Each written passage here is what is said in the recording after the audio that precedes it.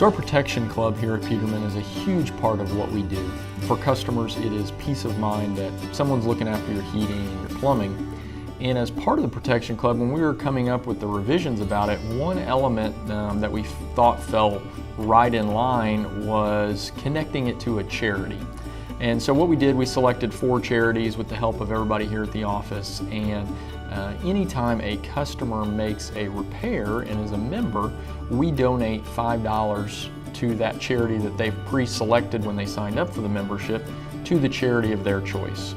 And what we have found out is it was a very small thing that we added to the membership, obviously with the main things being taking care of your heating and your plumbing.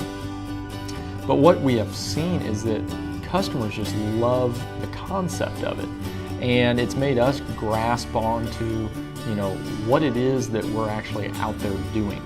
Yes, we're taking care of your heating and your plumbing, but at the same time, it's our bigger purpose to make an impact in the community. That's who we serve. That's by us doing our job, we're making this a better place to live, in a place where trust can be built and relationships and friendships and different things of that nature. So we are extremely proud about that component of our membership, and really look forward to partnering with other charities and organizations that are looking to make an impact so that we can do that work right alongside them.